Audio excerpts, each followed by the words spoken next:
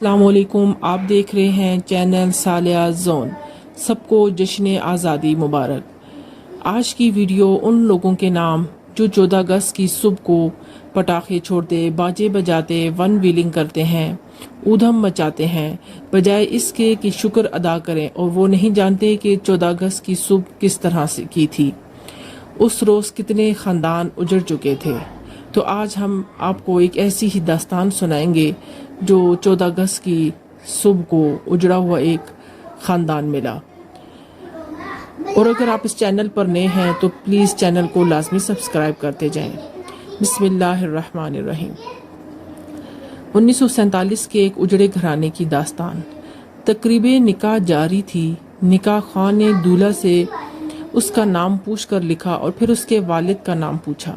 دولہا اس سوال سے گھبرا گیا اور نکاح خواہ سے کہا، ہم دو ماں بیٹا ہیں، میں نے کبھی اپنی والدہ سے اپنے والد کا نام نہیں پوچھا، لہٰذا میں اپنی والدہ سے پوچھ کر آتا ہوں، یہ کہا اور گھر سے چلا گیا۔ محفل میں موجود لوگوں میں سے کسی کو بھی اس کے والد کا نام معلوم نہ تھا۔ گھر میں داخل ہو کر اس نے والدہ سے اپنے والد کا نام پوچھا۔ والدہ بھی گھبرا گئی اور گم سم خاموش۔ دولہا نے کئی بار اپنی والدہ سے پوچھا، آخرکار طیش میں آ گیا اور غصے میں اپنی ماں سے نہ جانے کیا اور فول بکتا رہا۔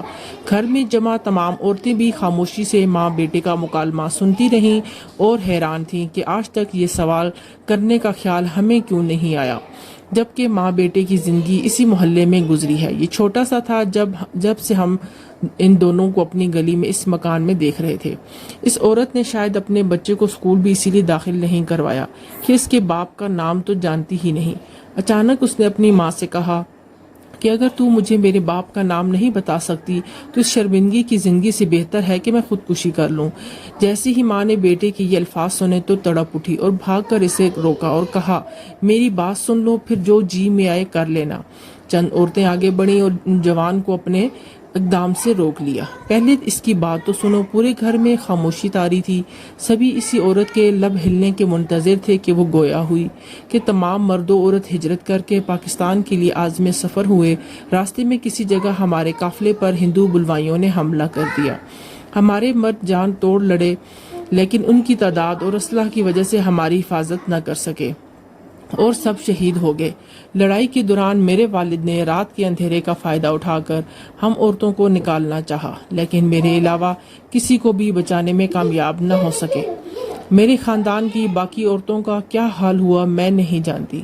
مردوں اور عورتوں میں سے کوئی زندہ بچا بھی یا نہیں، مجھے کچھ پتہ نہیں۔ وہاں سے بھاگنے کے بعد میں انتہائی خوفزدہ حالت میں دن تو چھپ کر گزار لیتی اور رات کو اللہ کا نام لے کر اس راستے پر چل پڑتی جو روانگی سے پہلے ہمارے مرد حضرات آپس میں تذکرہ کرتے رہتے تھے۔ ایک رات دوران سفر میں نے کسی جگہ پر ایک بچے کی رونے کی آواز سنی۔ آگے جا کر دیکھا تو کئی لاشوں کے درمیان ایک شیرخوار بچہ پڑا ہوا تھا۔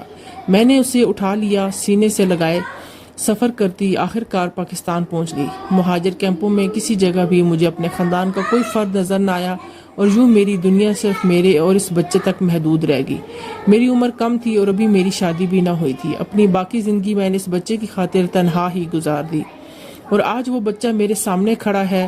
اب بتاؤ، رات کے اندھیرے میں لاشوں کے درمیان سے اٹھائے گئے بچے کا نام مجھے کون بتاتا؟ ماں کی بات مکمل ہونے تک ہر آنکھ اشک بار تھی اور وہ بیٹا کچھ دیر پہلے اپنی ماں کو جلی کٹی سنا رہا تھا۔ حیرت اور ممنونیت کا پہاڑ بنا کھڑا تھا، پھر شرمندگی کے ساتھ آگے بڑھا اور اس عورت کے احسانات کا بوجھ اٹھائے اس کے قدموں میں گر گیا۔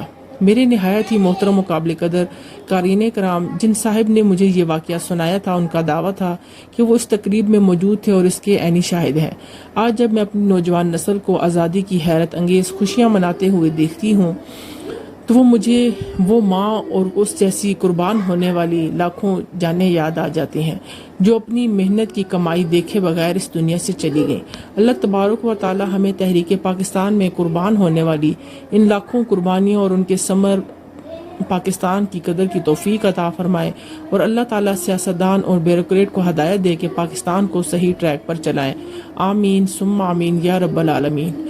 Please subscribe this channel for more videos. Allah Hafiz.